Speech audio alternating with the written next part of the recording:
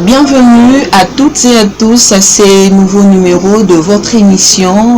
Pour aujourd'hui, nous avons le réel plaisir de recevoir pour vous le docteur Désiré Bombilé. Il est médecin nutritionniste, il est également sexologue, il est aussi médecin directeur du cabinet de recherche Santé Plus, il est aussi chercheur congolais, mais aussi il est un écrivain congolais et à qui je m'en vais déjà dire bonjour docteur. Bonjour madame Charles. Et vous allez bien?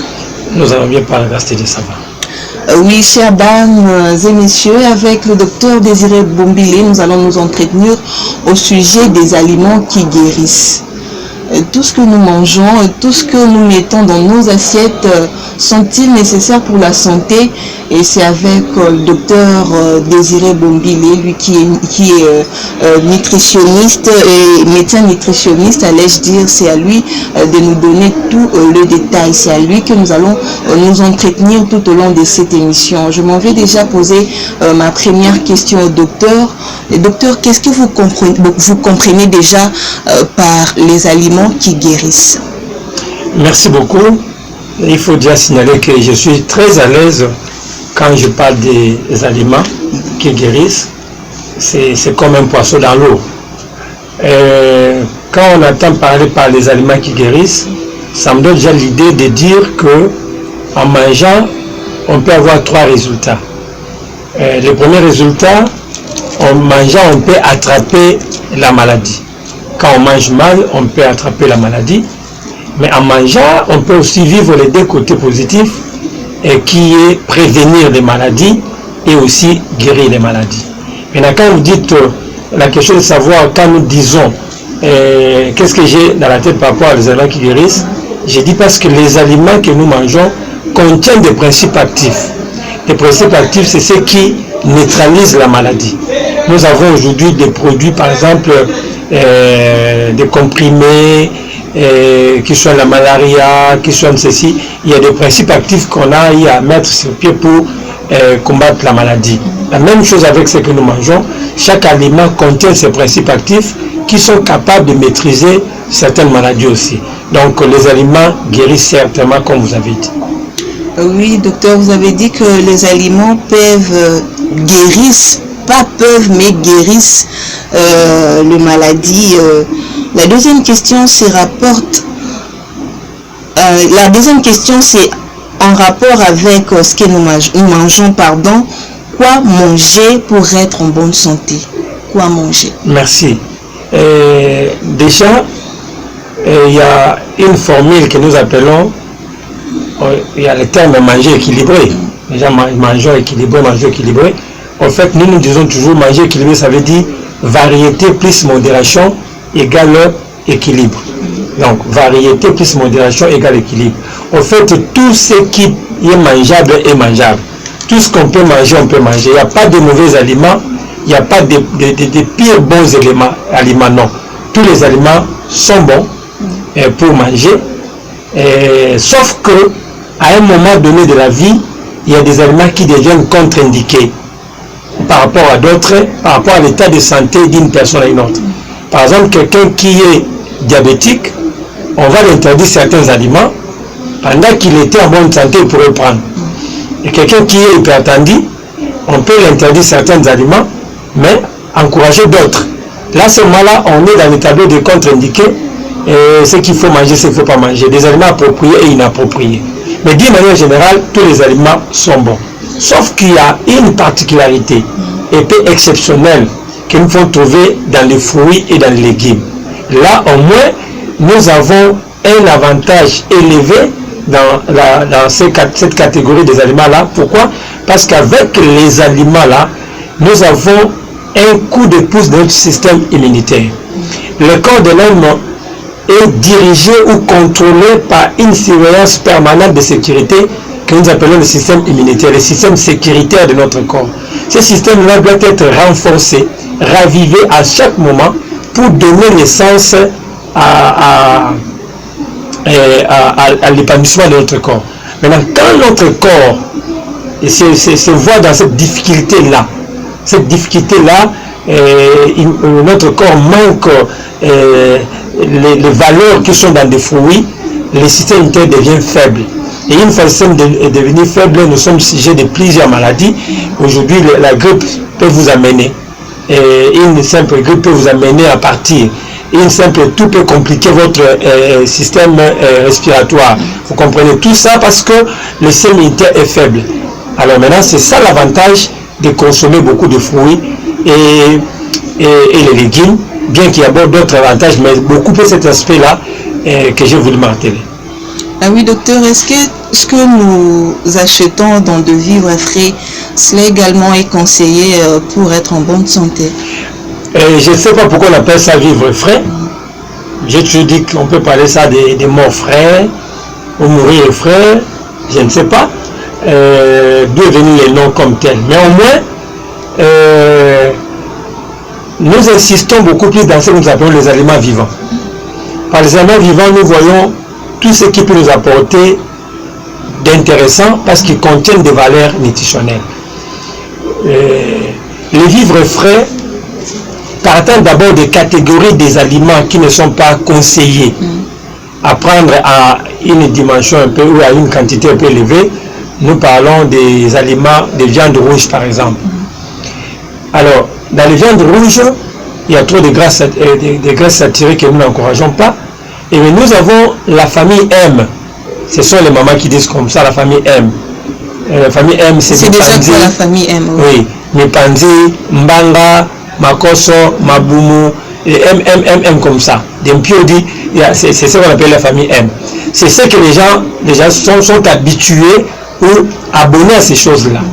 Alors, si vous commencez d'abord à la période qu'on a tué l'animal en question, comment il a été conservé, et quelle durée de conservation a été faite, quels sont les produits qui ont été associés pour les conserver, et quand vous achetez, il garde encore quoi comme valeur nutritionnelle? C'est la grande question que je peux me poser, vous comprenez? C'est là déjà qu'il y a un problème sérieux par rapport à cet aspect des choses-là. Donc nous déconseillons ce genre d'aliments parce que nous savons qu'il y a trop de complications à l'intérieur. Donc je ne peux pas classer les vivres frais que vous avez appelés là comme aliments viables, comme aliments qui peut être utile, consommable, non. Oui, docteur. Dans les aliments qui guérissent, et quels sont les besoins nutritionnels du corps et quels en sont les apports énergétiques? Oui, dans l'ensemble des choses, les aliments qui guérissent les besoins de l'organisme, ça c'est l'importance. Notre corps a des besoins que nous avons d'une manière générale. Nous avons d'abord les besoins en énergie. Ça, il faut commencer d'abord à ce niveau-là. Nous avons les besoins en énergie. Quand je dis besoin d'énergie, je vois les cycles que nous apportons à notre corps. Notre corps fonctionne avec l'énergie qui est le sucre, qui est la graisse et qui est également les protéines. Ce sont les premiers grands besoins que le corps a besoin. Pour fonctionner normalement, il y a des éléments qu'on appelle les macronutriments là. C'est ce qui apporte l'énergie. Alors, nous avons besoin de 55% de glucides journalièrement, 30% de lipides graisses journalièrement, et puis 15% de protéines journalièrement. Donc, ce sont des besoins quotidiens. Alors, maintenant, ça c'est le premier lot de ce que nous appelons les macronutriments. Nous avons aussi ce qu'on appelle les micronutriments, les éléments qui n'apportent pas l'oxygène, mais qui nous apportent, par contre, nous apportent d'autres éléments vitaux. Nous avons par exemple les vitamines. Il n'y a pas d'énergie dans les vitamines, mais il y a des principales valeurs qui peuvent nous être utiles.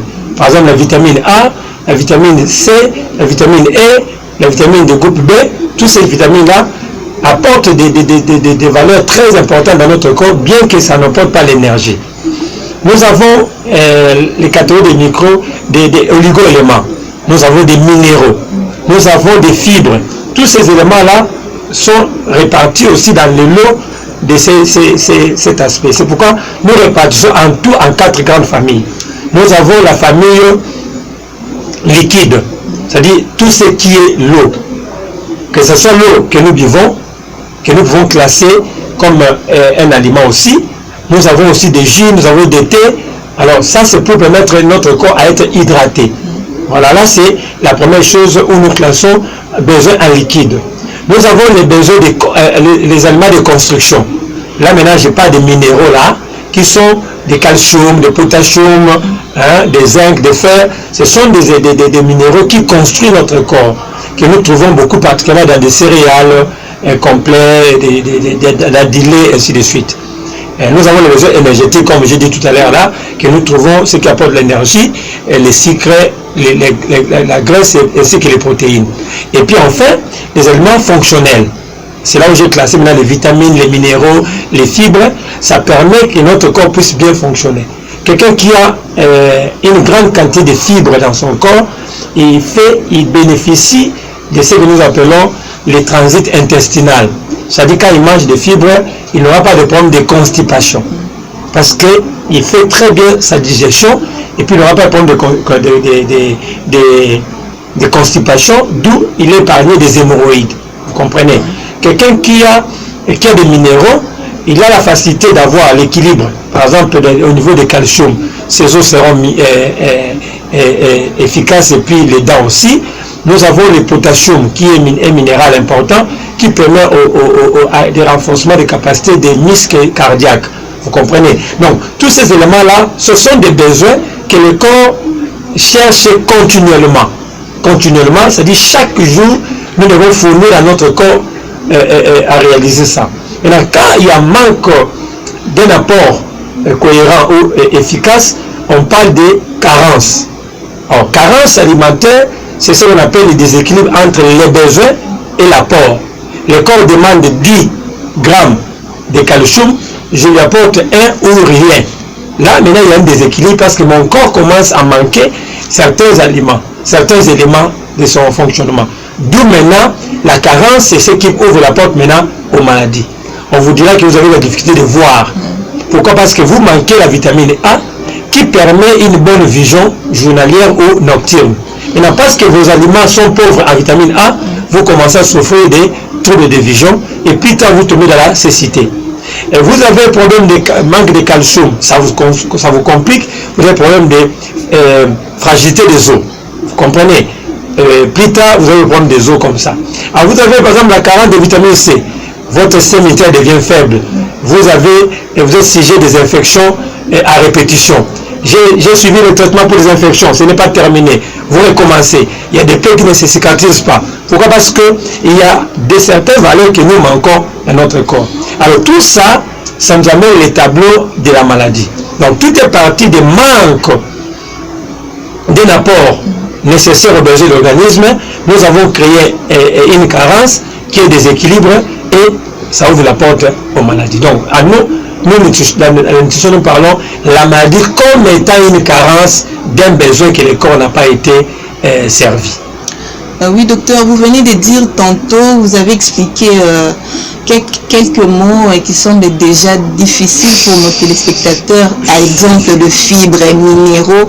Déjà, dans quel aliment on peut retrouver le fibre et le minéraux que vous venez de citer? Voilà. Bon, ce sont des termes pas techniques, parce que s'il faut parler de termes techniques, ce sont des termes que même un profane ne peut pas arriver à déceler. Mais dans le domaine de la nutrition, c'est un monde de tout le monde. Là, tout le monde mange. Hein? C'est un monde de tout le monde où tout le monde peut se retrouver. Dans le domaine de la médecine profonde, là, il y a des termes techniques qui peuvent sembler difficiles, mais au moins pour la nutrition, c'est une science appropriée à tout le monde. C'est une science populaire où tout le monde doit connaître ces choses-là. Parce que quelqu'un qui mange quelque chose, il ne sait pas ce qu'on appelle minéraux, je ne sais pas s'il mange. Quelqu'un qui a difficulté de connaître les fibres, donc ce sont des termes que tout le monde doit s'habituer, et surtout quand il suit cette émission, il doit déjà s'habituer. Alors, les fibres, ce sont des substances qui permettent au bon transit intestinal, et ça permet que notre digestion se fasse bien. Et là, nous avons des aliments comme l'haricot, contient beaucoup de fibres. Nous avons la famille de tous les fruits. Alors, les fruits ont des fibres. les fruits ont des fibres, les haricots ont des fibres, les légumes ont des fibres, ok. Dans les fruits, nous avons les papayes, nous avons les oranges, les citrons, les avocats, tous ces éléments-là, tous ces aliments-là contiennent des fibres. Et puis nous les trouvons aussi en grande quantité aussi dans les légumes et voire particulièrement dans les légumineuses comme haricots, les petits pois qu'on appelle communément mwengi et autres. Tout ça aussi contient aussi des fibres. Les minéraux, nous les trouvons quasiment dans plusieurs espaces. Nous avons plusieurs sortes de minéraux. Les sodium sont des minéraux, des fer sont des minéraux, des calcium sont des minéraux, des potassium sont des minéraux, des magnésium sont des minéraux. Donc ils sont en grande quantité. Et tous ces minéraux-là, on les trouve dans les différentes catégories des aliments. Dans les fruits, on trouve aussi des minéraux, il y en a beaucoup. Dans les légumes, on trouve aussi des minéraux, il y en a beaucoup. On peut aussi trouver les minéraux dans les viandes. Par exemple, les fers, on les trouve beaucoup plus dans les viandes rouges, on peut les trouver là-bas. On peut aussi les trouver dans les légumes, comme les épinards contiennent aussi les fers, les soja aussi contiennent les fers, et ainsi de suite. Donc, quand on utilise la formule que nous avons dit, la variété plus modération égale équilibre, c'est le sens là qu'on peut retrouver toutes ces choses-là. Alors, quand je mange les fruits, quand on dit par exemple les besoins quotidiens en fruits doit être de 5 à 10 fruits par jour, donc je dirais que quand je prends par exemple les citrons le matin, un moment donné je prends l'avocat, je vais aussi manger la banane, je vais aussi manger l'ananas, vous comprenez? C'est possible avec tout ce que nous rencontrons ici au pays, avec la crise économique déjà, pour manger 5 fruits par jour. Est-ce que c'est possible?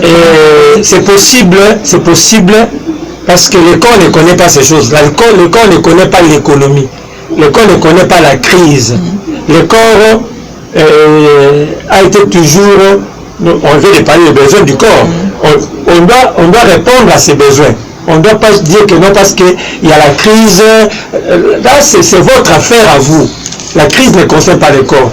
Si aujourd'hui, nous avons beaucoup de problèmes de santé aujourd'hui, à un certain âge, vous allez voir aujourd'hui, il y a des jeunes qui ont des maladies, à l'époque, c'était la maladie de vieux. C'est à cause d'une mauvaise habitude alimentaire. Alors, quand on manque à consommer des fruits, notre système immunitaire devient faible, les anticorps sont affaiblis et on est sujet de malades. Vous comprenez? Donc, la variété, c'est toujours important, dans le sens qu'il y a des choses qui sont dans l'orange qui ne sont pas dans le pamplemousse. Il y a des choses qui sont dans le pamplemousse qui ne sont pas peut-être dans les papayes. Il y a des choses qui sont dans les papayes qui ne sont pas dans l'avocat.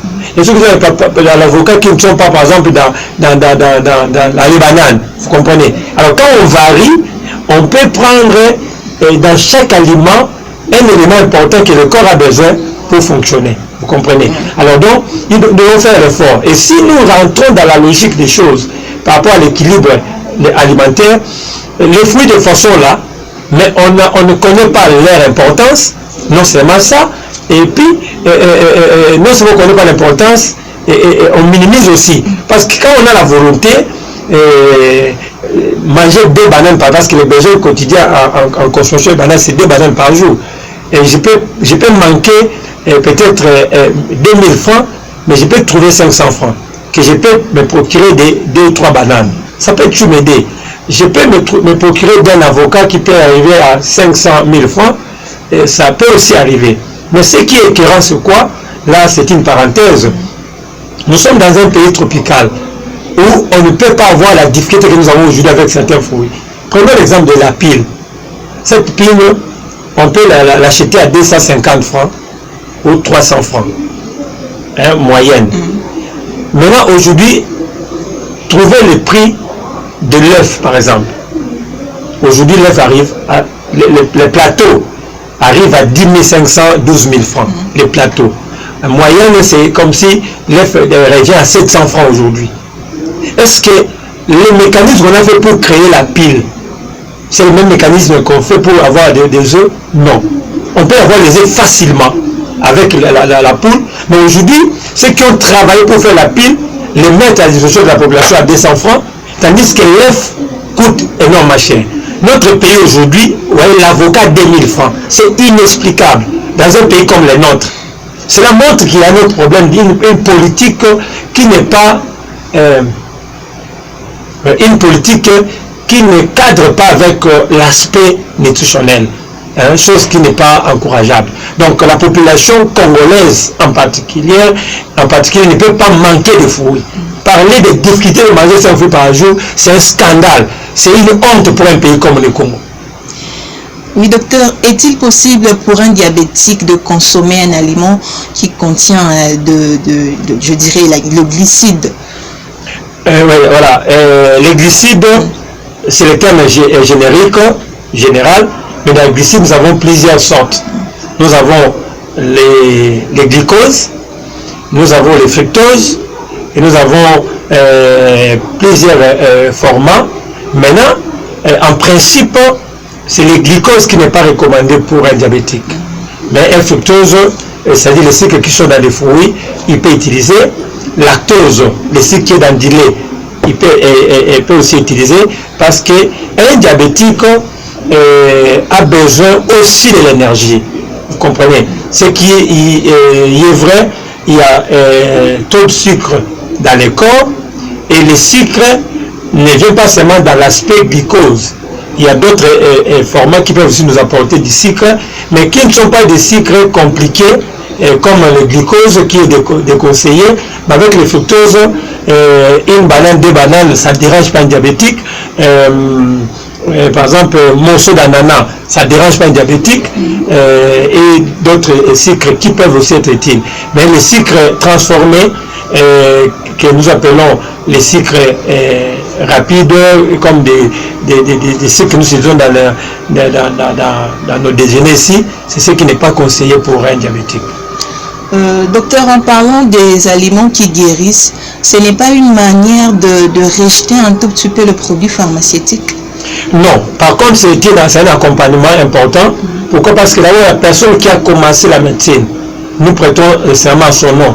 Hippocrate avait dit que l'aliment soit ton seul remède. C'est comme ça qu'il avait défini la chose. Après, il avait dit que l'aliment soit ton premier remède. Alors quand on dit premier, pour dire il y a deuxième, il y a troisième.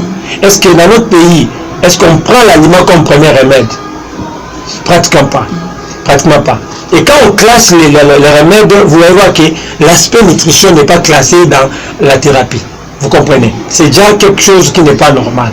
Alors, notre travail, ce n'est pas de décourager ou peut-être de lutter contre la pharmacie, mais notre travail, c'est de ramener la population à comprendre qu'aucun produit ne peut nourrir le corps. Le corps est nourri par ce que nous mangeons.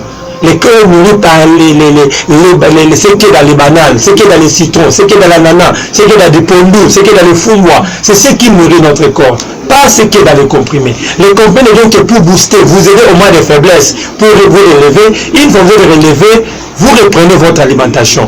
Un véhicule qui nous a pris à Lemba pour nous amener à Victoire, nous commençons à le pousser jusqu'à Victoire. À quoi il nous sert? Parce que je crois que les véhicules, on peut les pousser, dès qu'ils démarrent, nous entrons, ils nous accompagnent. Mais vous avez pris, vous les clients, vous avez commencé à pousser les véhicules depuis Lemba jusqu'à Victoire. Ça ne se passe pas. C'est comme ça avec les médicaments. Donc notre vie commence à dépendre des médicaments. C'est comme si vous êtes en train de pousser les véhicules à aller juste. Non, les médicaments là juste pour vous booster. Et puis nous continuons avec notre alimentation. Donc l'alimentation c'est ça la vie. L'alimentation c'est ça notre vie. Nous devons manger pour être en bonne santé. On ne vit pas, on n'est pas en bonne santé en mangeant, en prenant les médicaments, mais on est en bonne santé en mangeant. Voilà. Donc tout ce que le médicament peut guérir, l'aliment également peut le faire. Beaucoup, et voire même plus. Il y a des aliments qui vont même plus efficaces, qui sont plus efficaces avec le traitement que les médicaments. Il n'y a pas un produit pharmaceutique plus fort que l'ail. Il n'y en a pas. L'ail est antifongique. Il combat les champignons, il combat les infections, il combat les bactéries, il combat les virus, il abaisse la tension, il abaisse le sucre, il produit la quantité de spermatozoïdes. Il a beaucoup de bienfaits, l'ail lui-même. Vous comprenez? Avec l'avantage de l'alimentation, un seul aliment peut embrasser beaucoup et combattre beaucoup de maladies. Ce qui n'est pas le cas avec la pharmacie. Et aujourd'hui, nous jetons certaines choses. Vous avez vu à vos côtés là, ce sont des pots et de l'orange que nous jetons. Mais quand la peau de l'orange, quelqu'un qui a de la fièvre, il suffit de prendre l'eau bouillante, mettre un peu de peau de l'orange, mettre dans l'eau bouillante là, ça infuse et puis quand il prend, la fièvre est partie. Vous mangez les bananes, vous prenez la peau de banane là, vous frottez au visage ici, votre maux de tête est parti. Il y a beaucoup de choses que nous pouvons guérir seulement avec les aliments. Mais sauf que ce n'est pas, il n'y a pas la promotion de ces domaines-là. Et puis, ceux qui sont dans des firmes pharmaceutiques ne veulent pas donner aussi l'occasion que ces choses-là atteignent les dimensions parce que c'est comme une concurrence, ils ne veulent pas permettre. Oui, docteur.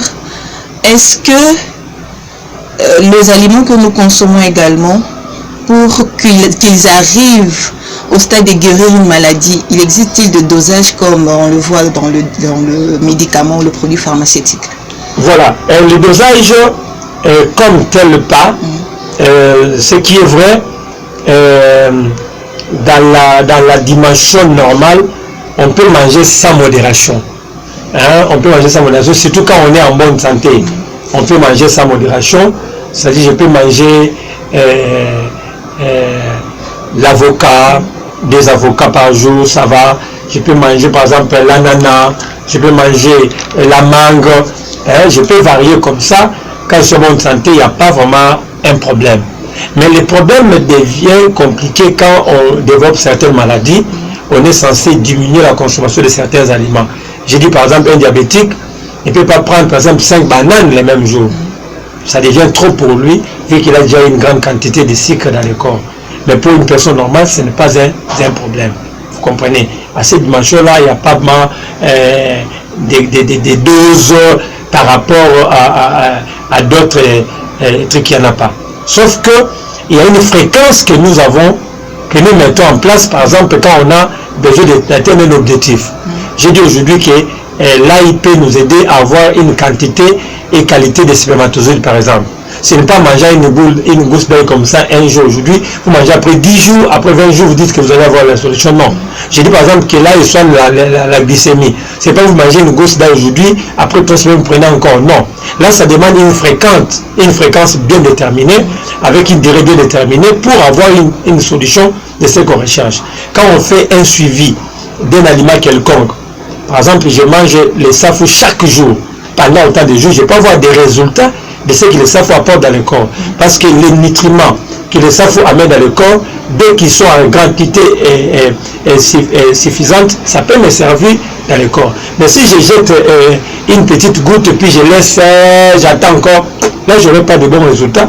Donc c'est cette dimension-là qu'il faut travailler. Oui, docteur, en fait, nous tendons déjà vers la fin de notre émission, mais nous aimerions vous demander qu'est-ce qu'on n'a pas dit que vous pensez dire, donc un mot de plus par rapport à ce qu'on n'a pas dit. Oui, on a dit tout, mais on n'a pas encore tout dit parce que, comme je vous ai dit, avec les sujets ici, on peut rester ici même 6 mois, je ne manquerai pas à dire. Parce que j'ai mis ça dans des livres et je donne des formations, tout ça parce que je veux seulement que cette connaissance soit distribuée. Alors, tout ce que moi je veux dire, je m'adresse à l'autorité. À l'autorité, je dis que s'il y a un domaine qu'il faut promouvoir dans un pays, qu'on veut voir les gens en bonne santé, et surtout dans cette période difficile que nous traversons des pandémies, c'est le domaine de la nutrition, domaine alimentaire. Et je n'aime pas parler de domaine alimentaire, je vois c'est vague, mais j'aime parler de domaine de la nutrition. Aliment et nutrition, c'est 2 mots différents. Aliment, c'est ce que nous voyons. Comme là, je vois la papaye, c'est un aliment. Là, je vois la canne à sucre, c'est un aliment. Mais nutriment, c'est ce qui est dans ce que je dois manger. C'est pourquoi on doit travailler en commençant par la culture. Qu'est-ce qu'on met comme produit chimique? Qu'est-ce qu'on fait comme culture pour avoir un bon fruit qui contient les valeurs nutritionnelles? C'est là où je dis qu'il faut qu'il y ait une grande promotion des valeurs nutritionnelles. On doit faire la promotion de la nutrition. Sensibiliser la population à comprendre que c'est dans l'assiette qu'il y a la vie. L'assiette, c'est la vie.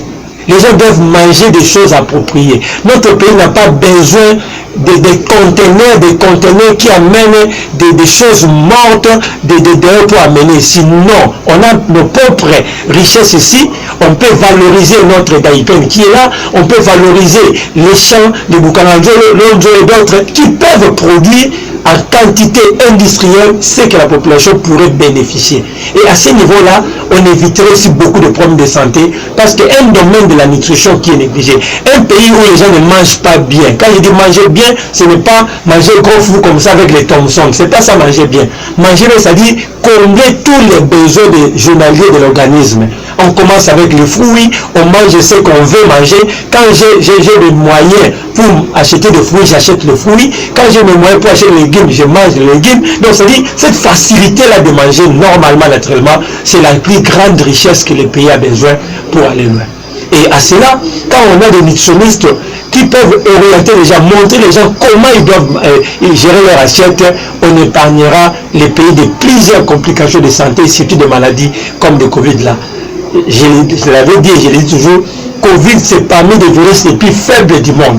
Je le dis, je le répète et j'assume, c'est le plus faible du monde. Mais s'il arrivait à dompter comme ça, parce que nous avons négligé un système important dans notre corps qui est le système immunitaire. Les anticorps sont devenus faibles à cause de n'importe quoi. On mange n'importe quoi. Je me réveille le matin, le soir, je mange le caillou avec le coin, là je dis que j'ai mangé. Et demain la maladie arrive et je pars. Parce que le système immunitaire est faible.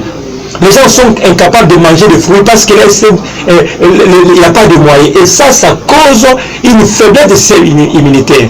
Et comme conséquence, aujourd'hui, la mort est dans l'assiette. La mort est devant nous chaque jour.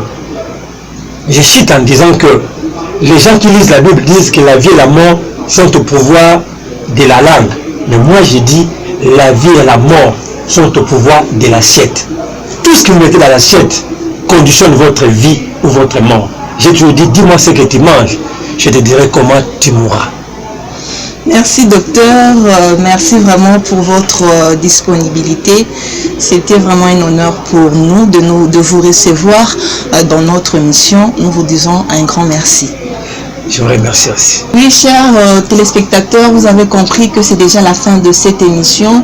Je vous rappelle qu'on avait reçu pour vous le docteur Désiré Bombilé. Il est médecin nutritionniste, il est aussi sexologue, il est médecin directeur du cabinet de recherche Santé Plus, mais il est également chercheur congolais et écrivain congolais. Avec lui, nous nous sommes entretenus au sujet des aliments qui guérissent.